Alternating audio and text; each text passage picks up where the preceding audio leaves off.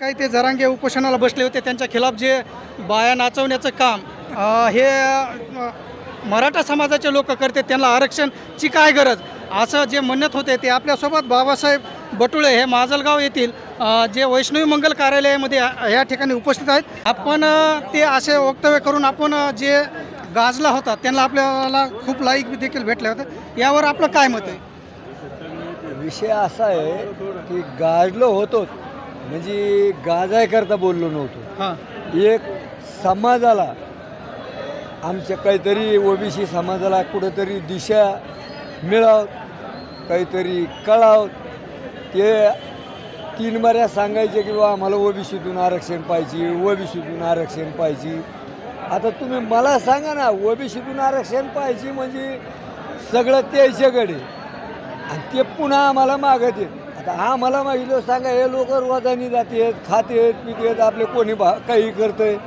आणि जर समजा एखाद्या गोष्टीला त्यायचंच खायचं म्हणलं ते जवळच नाही, तेच भिकारी आहेत आणि मग हे जो काय भीक कसं काय वाढते दुसऱ्याला सांगा बरं तुम्ही। अशी गोष्ट असं नाही आहे। मराठा हे आमची इच्छा आहे 10% मागासलेला समाज आहे त्याला द्यावा, पण यायचे कारखानदारी, यायच्या संस्था, यायच्या भानगडी, आमदार खासदार हे तुम्ही याची चौकशी करून याचं काहीतरी हे द्या ना।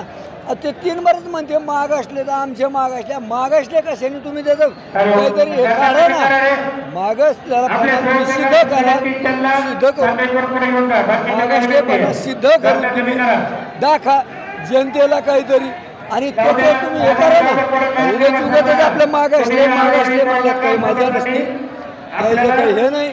आणि ते एक आपलं काहीतरी बुजगाने बसलेलं आहे, अहो ते आता येडं होईल 8-15 दिवसात, 4-2 दिवसात येडं होईल। तेवढं आपलं काहीतरी बुजगाने त्यांनी मोहर घातलेलं आहे, राजकीय डाव आहे हो याच्यामध्ये काही म्हणजे मागासल्याचा किंवा राजकारणाचा हे मराठा समाजाची यांनी फसवणूक केलेली आहे। हे जे आरक्षण याच्यात बसला उपोषणला, हे उपोषणला समाजाला काही मिळावं याच्याकरता बसलेलं नाही, ही समाजाची फसवणूक करायकरता बसलेला आहे।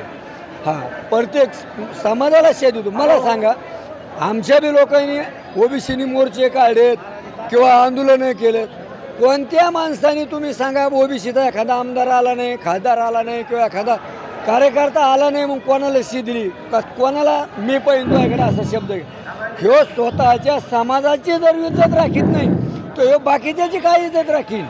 हां, ज्या समाजाची इज्जत राखता येत नाही तो जगाची काय इज्जत राखीन? आणि ह्यो आता सांगतो मी मुस्लिम समाजाला हे करतो, मी मागासवर्गाला अमकं करतो, मी धनगर समाज माझे छोटा भाऊ आहे। पहिल्या दिवशी बसला त्या दिवशी कम नाही म्हणला आधी मुस्लिम समाजाला द्या, आधी धनगर समाजाला द्या, आधी मागासवर्गीय समाजाला द्या बा। हो, त्या दिवशी नाही दुसला, पहिल्या दिवशी आधी करायची यायची आणि मग मला द्या, ते पटलं असतं लोकाला समाजाला वितर। पण ह्यो आधी म्हणतो मी म्हणजे माहे मराठी मागासले मला आरक्षण पाहिजे। अहो तुला आरक्षण पाहिजे ना, आता काय राजकारण करता? हे आरक्षण म्हणून ही चीज राहिलीच नाही। हे आता गोष्टी कशा झाल्या 3-3 बऱ्यात ते बोलण्यात, ह्यो एक भावनिक लोकाला केलेलं आहे, यांनी याचं पोट भरिलेलं आहे, भरपूर पैसा छापून बसला याच्या मागं, या अशा बदमाशामागं मोठी हे लावायला पाहिजे आणि पाठीमागला याचा काय राऊंड आहे ह्यो चेक करायला पाहिजे। अगदी कोट्यवधी रुपये खाऊन बसला ह्यो, तुम्हाला सांगतो ना, आता दाटूनच दुःख नाही येतं। याला जरची घेत आलं इकडे जरा ओबीसीचा लाडा पेटला काय मला खालून ढुंगण दुखत का, गेला तर औरंगाबाद चल ना म्हणा दुसऱ्या दवाखान्यात मुंबईला नेऊ आपण, ओबीसीवाले सगळे मुंबईला नेऊ, त्याला चेक करून आणू आतून काय काय हालत नाही त्याचं बघू तरी तिथे।